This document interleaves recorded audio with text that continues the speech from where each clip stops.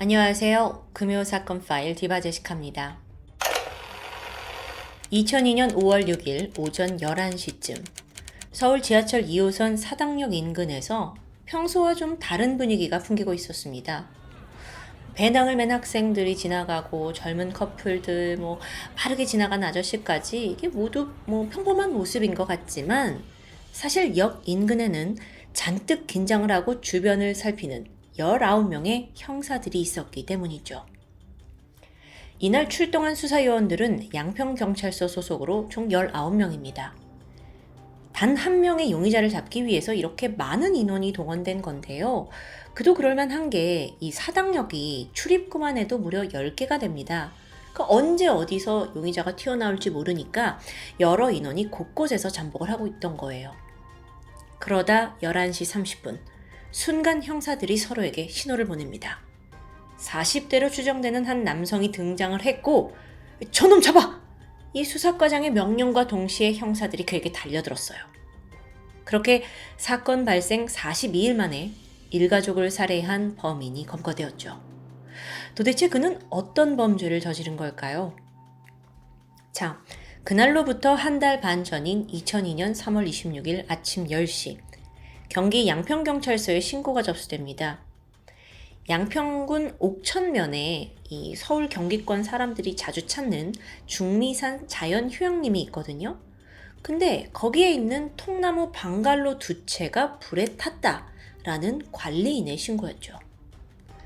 현장에 출동을 해보니까 이미 방갈로는 형체를 알아볼 수 없을 만큼 전소되었습니다. 근데 문제는 그 안에 사람이 있었다는 거죠. 2채의 방갈로, 이건 서울에서 놀러온 한 일가족이 예약한 상태였어요. 예약자는 당시 42살의 소씨. 경찰 감식반 와가지고 내부를 샅샅이 살펴보는데 우려했던 대로 안에서는 시신으로 추정되는 유골이 발견됩니다. 근데 이 뼈의 위치를 좀 살펴보니까 피해자들이 모두 반듯하게 누워있는 상태였습니다. 그럼 불이 난 사실조차 감지하지 못하고 자다가 참변을 당했을까? 아니면 혹시 그 전에 이미 사망한 건 아닐까? 현장을 그렇게 해서 조사하고 가능성을 보고 있던 경찰에게 또 특이점이 발견돼요. 여기에 휘발유 냄새가 너무 지독한 거예요. 이건 단순 화재가 아니라 의도적으로 발생시킨 방화일 가능성이 높죠. 일단 발견된 사체는 소 씨와 그의 부인 정 씨, 그리고 그들의 아들, 딸로 추정됐습니다. 이게 워낙 훼손이 심해서 당장 확인할 수는 없었고요. 며칠을 기다려서 국과수 감식 결과를 통해 소 씨의 일가족이라는 게 확인됐죠. 일단 여기서 경찰이 염두한 건 혹시 이 방갈로를 예약한 소 씨가 본인이 스스로 모두 일가족을 살해한 뒤에 불을 질러서 이런 상황을 만든 게 아닐까라는 추정입니다. 근데 사실 소 씨 역시 나란히 누워있는 상태로 발견이 되었거든요. 좀 앞뒤가 맞지 않았죠. 이후 경찰은 관리인에게 가서 혹시 지난 밤에 여기를 왔다 갔다 하는 수상한 사람이 없었는지 물었어요. 근데 또 안타깝게도 이 휴양림이 비수기였거든요. 그래서 24시간 계속 어떤 방문객이 왔는지 그 출입을 체크를 하지 않았던 거예요. 그러니까 누가 나갔는지 들어왔는지 지켜본 사람이 없었죠. 다시 좀 화재 현장으로 돌아와서 특이한 증거물이 하나 있었습니다. 열쇠인데요. 이 현장에서 총 4개의 열쇠가 나와요. 이게 뭐였냐면 숨진 일가족의 집 열쇠, 그리고 방갈로 열쇠 2개, 그리고 아내 정 씨가 타고 온 소나타 자동차 키까지요. 이 아내 차가 방갈로 옆에 주차가 되어 있었거든요. 근데 불이 나면서 이것까지 전소된 상태였어요. 자, 그런데 사실 가족은 차량 한 대를 더 끌고 왔습니다. 남편 소 씨가 따로 온 거예요. 그랜저 승용차를 가지고 왔었죠. 근데 이상하게도 이 그랜저 차의 열쇠는 이 안에서 발견되지 않는 거예요. 아니 그럼 차는 어디 있냐? 그랜저 차량은 화재 현장에서 약 200m 정도 떨어진 휴양림의 다른 주차장에 세워져 있더라고요. 이게 방갈로까지의 거리가 그렇게 멀진 않지만 언덕 자락과 숲에 가로막힌 상태였거든요. 이 차가 왜 여기 있지? 하고 살펴보던 중 이상한 점이 발견됩니다. 지금 200m 떨어진 곳에 있어요, 이 차가. 근데 차의 한쪽 면에 불에 그을린 듯한 자국이 나오는 겁니다. 게다가 이 차의 지붕에도 잿가루가 붙어 있고요. 이건요, 이게 이제 화재 현장과 가깝게 있었다는 뜻이잖아요. 또 다른 한편으로는 방갈로에 불을 지른 범인이 소씨 그랜저 차를 몰고 여기 현장에서 빠져나간 뒤 주차장에 차를 두고 도주했다고도 볼 수 있겠죠. 차량에 남은 그을음, 이때 발생한 거니까요. 아니 근데 왜 굳이 이렇게까지 했을까요? 이에 앞서 일단 피해자들에 대해서 좀 알아보면 소씨, 가장 소씨는요, 직원 한 20명 정도 되는 규모의 컴퓨터 회사를 운영하던 대표입니다. 부인 정씨와는 동갑내기 부부였고 둘 사이엔 중3 아들과 중1 딸을 두고 있었죠. 이 부부는 서울 강남구에 30평짜리 아파트를 장만할 만큼 경제적으로 꽤 넉넉했습니다. 이웃과 주민들 또한 가족관계에 큰 문제가 없어 보인다라고 입을 모았고요. 그런데 경찰 조사 과정에서 의미심장한 이야기가 들려왔죠. 소 씨의 친한 친구였던 진 씨가 말하길 이 소 씨가 최근에 야야 내가 1억 원만 투자하면 90억 원을 벌 수 있는 아이템을 내가 찾았어 라고 막 흥분해서 말했다는 거예요. 그리고 자기도 여기에 8천만 원을 투자했대요 이미. 아니 야 그게 말이 되냐, 무슨 1억 원을 넣었는데 90억 원을 어떻게 버냐, 친구랑 막 이야기를 나눴다고 하는데, 게다가 사건 당일에 또 소 씨가 이 친구에게 의미심장한 말을 합니다. 야 친구야, 나 오늘 드디어 떼부자 되는 날이다. 그리고 내가 지금 나를 그렇게 부자로 만들어줄 사람 내가 오늘 만나기로 했거든. 경찰은 즉각 소 씨가 그날 누굴 만나려 했는지 그 인물을 알아내야 했어요. 그래서 부부의 주변 사람들을 탐문했죠. 그 과정에서 이들 부부가 3년 전부터 이 테니스 클럽을 계속 정기적으로 출석을 하고 있었고, 그 안에서 이제 많은 회원들과 만남이 있었다는 걸 알게 됩니다. 그래서 회원들을 찾아가서 물었더니 아이고 소씨네요. 아이고 정교수랑 가깝게 지냈는데 하면서 다들 정교수라고 공통적인 인물을 꼽게 돼요. 근데 이상한 게 있습니다. 이 정교수라는 사람이 소씨 일가족이 사망한 이후 갑자기 자취를 감춘 상황. 아니 근데 이 정교수라는 사람이 굉장히 미스테리합니다. 테니스 클럽 회원 중에 정작 이 사람이 뭐 하는 사람인지, 어디에 사는지, 또 연락처를 아는 사람이 한 명도 없는 겁니다. 뭔가 완벽히 베일 속에 가려진 인물 같달까요? 그나마 사람들이 좀 주워 들은 건 뭐 해외 유명 대학에서 공부를 한 서울대 교수라더라 정도였어요. 아니 같은 동호회에 있는데 어떻게 연락처 교환도 안 했냐라고 경찰이 물어보니까 정 교수가 말하기를 내가 국가적으로 중요한 프로젝트를 수행하고 있어서 좀 연락처 공개를 꺼린다고 했다는 겁니다. 아 이거 어딘가 사짜 냄새가 막 나죠. 그래서 경찰이 사실 확인을 하기 위해서 서울대 교수 전원의 사진을 확보했거든요. 하지만 그 중에 정 교수로 추정되는 인물은 없었습니다. 이쯤 되니까 이 남자가 유력한 용의자로 떠올랐고요. 조사를 해가는데 아이고 답답합니다. 왜냐면 이 사람에 대해 아는 정보, 서울대, 정 교수, 이 두 단어가 전부였어요. 본명조차도 모르는 상황이었거든요. 결국에는 그래도 이 정 교수와 마주쳤던 동호회 사람들 진술을 모아가지고 몽타주를 그려냅니다. 그리고 또 다시 그걸 들고 강남에 있는 다른 테니스장들을 막 일일이 확인했어요. 분명 거기도 나타났을 수 있으니까요. 게다가 그가 자주 출몰했다는 곳이 한 곳이 나오는데 거기는 바로 개포동 일대 동사무소입니다. 개포동 일대 동사무소, 1947년에서 60년 사이에 태어난 남성의 주민등록부 다 뒤져봤죠? 여전히 정 교수의 행적은 나오지 않습니다. 이 사실 정 교수가요, 사람들과 연락을 할 때 단 한 번도 휴대전화를 사용하지 않았어요. 오직 공중전화로만 접촉을 했더라고요. 근데 이 사건이 2002년에 발생을 했거든요. 근데 사실 그때만 해도 중고등학생들도 다 핸드폰이 있던 시절이에요. 그럼에도 불구하고 전화 걸 때는 공중전화만 쓴 거죠. 실제 피해자 소씨 부부의 통화 내역을 좀 살펴보면 공중전화에서 걸려온 전화 내역이 굉장히 많았습니다. 그럼 이게 대부분 정 교수한테 걸려온 걸 텐데 역추적을 해보니까 강남 일대 무려 70여 개의 공중전화를 바꿔가면서 전화를 걸어왔더라고요. 그렇게 하나하나 흔적을 추적해 가던 경찰이 이번에 꽤 의미 있는 진술 하나를 확보합니다. 정 교수가 심 씨라는 여성과 가까운 사이라는 정보였어요. 이 심 씨는 뭐 하는 사람이냐? 양재동에서 다방을 운영하는 중년 여성이었죠. 그러고 보니까 심 씨의 다방 전화번호 또한 소 씨 부부의 휴대폰 기록에 찍혀 있어요. 아니, 그럼 정 교수가 다방에 가서 다방 전화로 소 씨 부부에게 연락을 했다는 뜻이겠죠. 그래서 경찰이 즉각 그 심 씨, 중년 여성을 찾아가는데 사실 심 씨가 내가 정 교수와 내연 관계였다라는 걸 털어놓게 됩니다. 근데 문제는 지금은 연락이 안 된대요.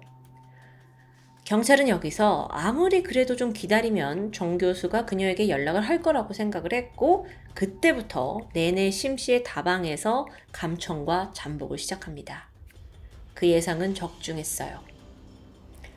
일가족이 사망한 지 한 달이 조금 지난 5월 3일 드디어 정 교수에게 연락이 왔습니다. 그리고 심 씨는 경찰의 지시대로 그래요, 우리 사당역 앞에서 만나요 이렇게 약속을 잡았고 경찰은 즉각 19명의 요원을 이끌고 사당역 곳곳에서 잠복, 유력한 용의자 정 교수를 드디어 검거하게 된 거죠. 정 교수, 그의 진짜 신원은 45살의 본명 정운하였습니다. 서울대 교수요? 보니까 혼인 빙자, 간음 및 사기 전과범이에요. 사기꾼이란 뜻이죠. 학력은 중학교 졸업에 제대로 된 직업을 가져본 적이 없는 사람인 것처럼 느껴집니다. 근데 자기를 유학파 서울대 교수로 막 포장하고 테니스 치는데 가가지고 돈 냄새 나는 사람들한테 막 접근을 한 거예요. 아니, 그건 그렇고 지금 더 중요한 문제가 남아있죠. 일단 이 사람이 사기꾼인 건 확실한데 일가족 살인 사건의 범인이다 라는 데에 증거를 찾아야 합니다. 아직 이 사건은 좀 풀리지 않은 점이 너무 많으니까요. 그래서 경찰이 즉각 정씨 집을 압수수색했어요. 거기서 눈에 띈 건 서랍 속에 있던 약봉투였죠. 자, 이 약봉투, 강원도 양양에 있는 한 약국에서 조제한 자상치료제입니다. 자상치료제. 근데 조제 일자가 3월 26일 아침. 이날은 바로 화재 현장이 발견된 날입니다. 그러니까 화재가 나고 바로 다음 아침인 거죠. 확인해보니 이 정 씨가 양양에 있는 어떤 병원에서 상처 입은 손을 치료한 사실이 드러나요. 그런데 여기서 또 그날 병원을 찾은 게 이 정 씨 혼자가 아니더라고요. 남자 한 명과 여자 한 명, 일행까지 있는 게 확인됩니다. 아니, 뭐야. 그럼 지금 3명의 공범이 있다는 거예요? 인상착의를 추적했습니다. 그리고 바로 다음날 40세의 남성 현 씨와 25살의 여성 김 씨를 체포합니다. 공범 2명이 더 있던 거예요. 40대 남성과 20대 여성. 근데 진술을 들어보니까 이 사람들이 정 씨의 범행을 어느 정도 도운 건 시인을 합니다. 그의 부탁을 받아서 휘발유와 마취제 같은 주사기, 전기 충격기 등을 구입해 줬대요. 하지만 살인에 대해서는 끝내 모른다는 입장을 고수하는데요. 자, 결론부터 말씀드리면 이후 오랫동안 조사를 해보니 이 두 사람 역시 정 씨에게 속아 넘어간 또 다른 피해자였다는 게 파악이 됩니다. 먼저 그 남성 현 씨는 6급 공무원이었어요. 사기꾼 정 씨가 야, 내가 이 국가 프로젝트에 지금 핵심 역할을 하면서 일하고 있다 라면서 그에게 접근을 했고, 공무원이던 현 씨는 이 프로젝트에 좀 참여하고 그러면서 더불어 자기가 승진할 수 있는 그 달콤한 그 감언이설에 속아서 정 씨에게 거액을 뜯겼죠. 한편 그 여성 공범 김 씨는 지금 20대인데 대학원 입학 예정자더라고요. 그리고 황당하게도 이 사기꾼 정 씨의 또 다른 내연녀였어요. 아니, 무슨 관계가 이래. 사실 정은아 이놈이요, 대학생 아들까지 둔 유부남입니다. 하지만 김 씨는 그걸 전혀 모르고 있더라고요. 어쨌든 진술을 좀 들어보면 내가 그날 양평 사건 현장에 간 건 맞다. 하지만 정 씨가 뭐라고 했냐면 무슨 교육을 하고 오겠다면서 사라졌고 자기네들은 다른 장소에서 기다리고 있었다라고 말을 하는 거예요. 근데 그러다가 이제 교육인가 뭔가를 하고 정씨가 돌아왔는데 오른손에 상처가 나 있었고 왜 다쳤냐 했더니 교육 도중에 상처가 났다고 말을 했다는 겁니다. 이후 3월 26일 새벽 1시 반, 정씨는 또다시 이 소씨 가족이 묵는 방갈로로 향했습니다. 그리고 이때는 문제의 공범 현씨와 김씨도 함께였어요. 두 사람한테는 주차장에서 기다리라고 했고 혼자 방갈로로 들어갔거든요. 그리고 경찰은요, 이때 범인 정은아가 방갈로에 방화를 저질렀다고 추정해요. 두 번째 방문했을 때요. 그 뒤에 이 소씨가 타고 온 그랜저 몰고 주차장 밖으로 와가지고 차 두고 공범이었던 현씨의 차로 옮겨 타고 현장을 벗어났다는 게 경찰의 추정이고 또 공범들의 증언입니다. 자, 근데 반면 여기에 대해 지금 정은아는 완전 다른 말을 해요. 현씨와 김씨의 증언을 완전 부인하는 거예요. 근데 이건 지가 주범이니까 그런 것 같기도 한데 현장 검증에 와서도 사실 이건 경찰의 강압수사로 내가 허위 자백을 했다 막 이러는 겁니다. 막무가내예요. 그러니까 사기꾼 기질이 여기서도 나오는 거죠. 이후 강도 높은 조사가 이어졌고 정씨가 끝내 범행을 자백하게 되는데 이 자백 내용이 앞서 현씨와 김씨가 진술한 것과는 또 완전히 다릅니다. 들어보시겠어요? 자, 지금부터는 정은아의 주장입니다. 사건 발생일인 3월 25일 그는 소씨의 연락을 받고 양평 중미산 자연휴양림으로 가게 됩니다. 근데 이때 소씨가 정은아한테 올 때 망치랑 휘발유를 가져오라고 지시했대요. 정은아는 그거에 따른 거고요. 근데 이제 왠지 모를 불안감이 좀 들어서 애인인 김씨에게, 그 20대 여성 김씨에게 야, 전기충격기와 마취제도 좀 구해라 라고 부탁을 했어요. 근데 혹시 몰라서 이제 소씨가 나를 이제 해하면 내 자신을 보호할 용으로 전기충격기와 마취제를 샀다고 해요. 이후 3명이 현씨, 그 공무원이라는 현씨 남성의 차를 타고 휴양림에 도착을 했죠. 정은아는 두 사람을 주차장에 두고 혼자 소씨가 있는 방갈로에 가서 만납니다. 자, 그러자 가장인 소씨가 일단은 아빠 손님이랑 얘기하게 아이들을 보고 다른 방갈로에 가 있으라고 했대요. 그렇게 한 공간에 소씨 아내, 그리고 정씨 세 사람이 남자 소씨가 돌변합니다. 너 내 아내랑 내연관계 아니냐라고 추궁했다는 거예요. 그러면서 이들을 칼로 위협했죠. 정은아가 아니다 말리면서 손가락에 부상을 입었고 병원에 간 거, 그때 손 부상 입은 거, 이걸 여기서 설명하는 거예요. 근데 그 순간 격분한 아내가 이번에는 갑자기 그 정은아가 챙겨온 망치를 집어들더니 그걸로 자기 남편 머리를 가격해서 소씨가 죽어버렸다는 겁니다. 여러분, 제 말투에서 느껴지실 거예요. 제가 경찰은 아니지만 이거 막 그냥 지어내는 느낌이 들죠. 어쨌든 계속 들어보면 그 혼란스러운 상황에 정은아는 방갈로를 빠져나왔어요. 근데 이제 새벽이 되니까 아이들이 걱정됐죠. 그래서 자기 일행들한테 잠깐 내가 한 번 더 들어갔다 오겠다라고 하고 다시 방갈로를 찾았대요. 근데 이때 소씨의 아내와 또다시 마주칩니다. 아내가 화가 난 상태로 내가 남편을 죽인 건 다 너 때문이다 라면서 갑자기 정은아를 향해 달려들더래요. 그리고 정은아에 따르면 자기는 순간 정신을 잃었고 깨어나 보니 일가족은 모두가 죽어 있는 상황이라는 겁니다. 자기가 너무 겁이 나서 이 사건을 다 덮어야겠다는 생각에 휘발유 가져와서 불을 지르고 도주했다는 주장. 끝까지 들어봐도 정말 터무니가 없습니다. 당연히 경찰 또한 이걸 믿지 않았어요. 허위 진술에 쉽게 끌려갈 순 없죠. 근데 무엇보다도 진실을 가릴 수 있는 증거가 뭐냐, 이게 중요하잖아요. 그래서 경찰이 양양군 일대의 야산을 샅샅이 수색을 해서 일당이 남긴 증거를 찾아내기 시작합니다. 왜냐하면 이들이 양평 쪽에 있다가 휴양림에 있다 양양 쪽으로 갔으니까 그 어디 중간에 이제 이 증거들을, 살해 도구들을 버렸을 거라고 생각한 거예요. 그러자 다행히도 정은아의 피 묻은 옷과 신발, 장갑, 주사기 등이 발견됩니다. 여기서 안타까운 건 범행 흉기인 망치는 끝까지 찾지 못했죠. 근데 그나마 망치를 닦아낸 헝겊을 발견합니다. 그래서 이 모든 증거물에는요, 여러분, 공통적으로 정은아의 DNA가 다 검출돼요. 사실상 그의 단독 범행이 입증된 거죠. 최종적으로 정은아의 범행에 대해 경찰이 추정한 사건 전말은 이렇습니다. 먼저 지난 1999년 정은아가 테니스 동호회에 가서 소씨 부부한테 접근을 했고 자신을 서울대 명예교수다라고 이제 소개를 하면서 이후 아이들 교육 상담을 해주고 부부와 식사 자리를 가지면서 가까워집니다. 그렇게 친목을 하다가 어느 날 소씨에게 솔깃한 제안을 하죠. 여러분, 마침 그 90년대 후반은요, 벤처 사업 열풍이 불고 있던 때예요. 이때 정 교수가 뭐라고 하냐면, 내가 아주 유망한 벤처 업체를 하나 알고 있는데 투자하겠냐. 이거 투자해서 사업 잘 돼서 빵 뜨면 우린 진짜 이건 수십억대의 부자가 되는 거다.